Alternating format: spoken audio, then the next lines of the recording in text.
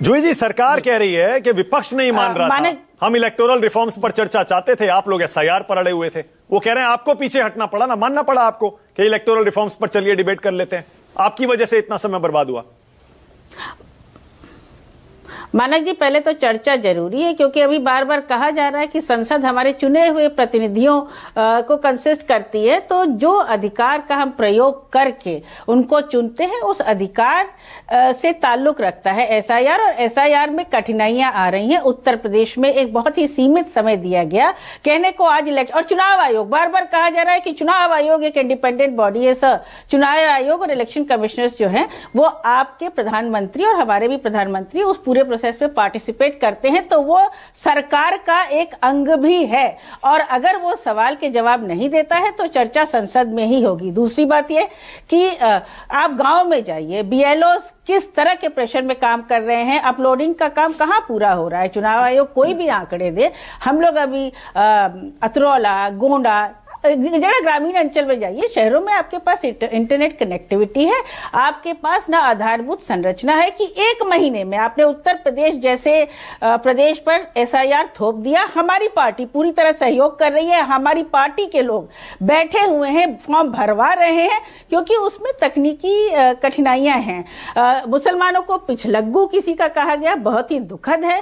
या तो जफर भाई कहना चाहते हैं कि आज के दिन में ऐसी परिस्थितियां सरकार ने क्रिएट की है कि मुसलमान और अल्पसंख्यक इनको वोट नहीं देते हैं, तो इनको अपने अंतर्मन में देखना चाहिए। और उन परिस्थितियों में आप क्या बदलाव लाना चाहते हैं कि 29 में अचानक कोई कम्युनिटी आपको वोट देने लगेगी, ये तो आप बेहतर बचा सकते हैं। लेकिन हाँ, जो बार बार एसआईआर को जिस तरीके से बयान आ रहे हैं, नागरिकता से जोड़ा जा रहा है, अभी एक प्रक्रिया खत्म होगी, उसमें आप संशोधन करेंगे, वोटर्स लिस्ट प्रकाशित करेंगे, लोगों के ऑब्जेक्शंस लेंगे, एक लंबी प्रक्रिया है। बीएलओ की मौत हुई है। हाँ। लोग जी, लेकिन आप भी तो इस पर खूब राजनीति कर रहे हैं ना, और ऐसी राजनीति कर रहे हैं कि उस बयान पर आप खड़े होके उस पर बहस भी नहीं कर पा रहे।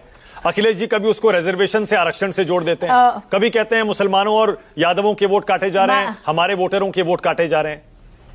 ऐसा तो नहीं है ना मानक जी? वो राजनीति नहीं, वो तथ्य है। वो तथ्य है, क्योंकि जब आपका वोट ही नहीं होगा तो आपको सरकार सुविधाएं कैसे देगी, आरक्षण कैसे देगा। और जो वोट आप वोटर्स लिस्ट में आपने बेसिस जो लिया है, और 2025 में लोग की जो वोटर्स लिस्ट प्रकाशित हुई है उसमें लोगों को कठिनाइयां हो रही हैं। अगर कोई शिफ्ट हो गया है तो उसका नाम नहीं आ रहा है, कई लोगों के नाम, और बार बार चुनाव आयोग को हमारा आवेदन गया है कि कई लोगों के नाम वोटर्स लिस्ट में नहीं है, वो कैसे फॉर्म भरेंगे। अगर कोई गलती से भरता है तो आप कुछ भी गलत हो जाता है तो आपको अन्य जगह एक सेकंड, लेकिन जूही जी देखिए, ये आपका आरोप, और इससे तो और जो हमारे वोट नहीं, मानक जी, जो हमारे वोट हैं, जो हमारा एक जो लोग हमें वोट करते हैं, हम तो कहेंगे कि यादव, मुसलमान, अन्य जातियां भी हमें वोट करती हैं, तो जहां जहां हम बूथ जीते हैं तो हम ये बात इलेक्शन कमीशन से कहेंगे ना कि अगर हम वो बूथ जीत रहे हैं और वहां पर उनका वोटर लिस्ट में नाम नहीं है या कठिनाइयां आ रही हैं, और सरकार की सुविधाओं से तो मतदाता सूची जुड़ी, तो इसमें